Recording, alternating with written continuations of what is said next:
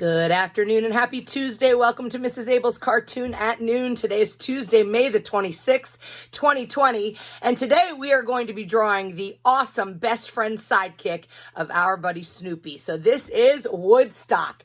By the way, 2 months ago today on March the 26th, so today's May 26th, on March 26th, we learned how to draw Snoopy, Joe Cool Snoopy. So if you need to find that one and you want to draw Snoopy again and have him with Woodstock, you can go back to youtube.com, go to Mrs. Abell's Cartoon at Noon. It's number 4, which is Snoopy on March the 26th. So today we're going to get going with Woodstock. Grab a pencil, grab a marker, grab yellow to color with, and get ready. Don't forget that at any point in time during this lesson, and this is a pretty quick one, so we're going to move pretty fast on this. So if at any point in time you need a little bit of extra time, you can always go ahead and hit that pause button and get caught up and then keep on rolling. All right, let's get ready to draw Woodstock. Now, Woodstock is typically a tiny little bird with his awesome little yellow feathers in the air, but we're going to go ahead and we're going to try and fill the page with Woodstock so we can really get all of the detail of him in there. So you want to go ahead and put your page in the portrait format. That's vertical, straight up and down. We are going to be starting with Woodstock's awesome head. So let's follow along here. We are going to start up here with Woodstock's forehead. We're going to come down. We're going to curve all the way around. It's almost like a letter U on its side.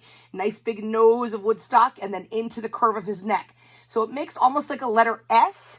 Let's follow along together and do that. Okay, so we'll start up here, his forehead. We're going to come down. We're going to curve out all the way back around, and then when you get right under that little S curve there, you can curve down like that and make his neck. Okay, so see how it curves, it comes down, and then curves again. All right, let's get Woodstock's wonderful feathers. They're always in the air, and they go in all different directions.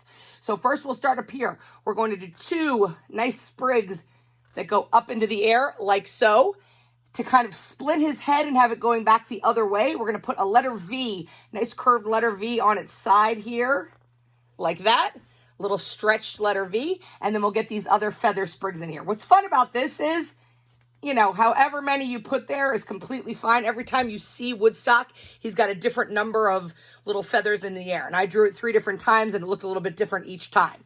All right, now we're going to get the back of his head here into his neck. So from that last line you drew, I want you to draw a line that comes across and then curves like that to make his nice thin neck. See how we're starting to get that Woodstock face shape? All right, let's get his eyes and his mouth on there. Super easy. We're just going to draw 2 number 6s, a bigger number 6 and then a smaller number 6 right up here next to each other for his eyes. So you're going to come under that first line that you drew for the top of his forehead, and we're going to go ahead and put a number 6 like that there, and then right next to that, a little bit smaller of a number 6 to draw his other eye. And we can go ahead and use your marker or your crayon or your pencil and color in nice and solid in the bottoms of those number 6s. And there you have Woodstock's little adorable eyes. All right, he's so cute. He's smiling right here. So just down here, almost touching the bottom of his head here, we're just going to go ahead and draw a nice smiley face like that and put a little crease on there for his cheek. So see, we're already getting that nice Woodstock feeling. All right, let's get his little body, his wing and his tail and his little feet on there. So starting at the bottom of this neck here, we're going to come out, his little belly's going to come around, and we're going to stop at the top of his legs there. So nice curved line is the top of his belly, like that, and we'll stop at the top of his leg. His back is also rounded a little bit, but maybe not quite as pronounced as his belly. So from behind here, you can just do another little curve that comes around. You don't want to join those together at the bottom. We want to leave room for both of his little legs and his feet here, okay? So you want to stop so that there's a little bit of space in between there.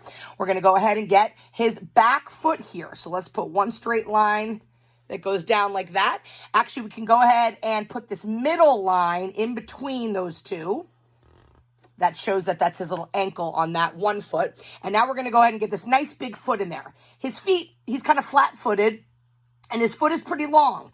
As soon as you draw this foot, it's going to come out underneath by his nose here. So we're going to draw a nice curved line that comes out like that and stops. That's to the top of his little foot.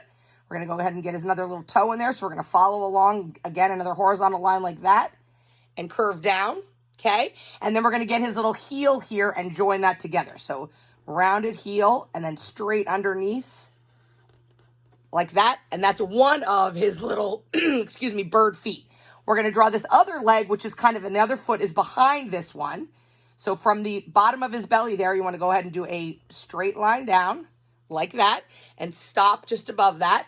And then we're going to go ahead and get his other foot behind here. So you can just draw another curved line like that and join that back to the other foot. So it looks like that foot is behind the first foot.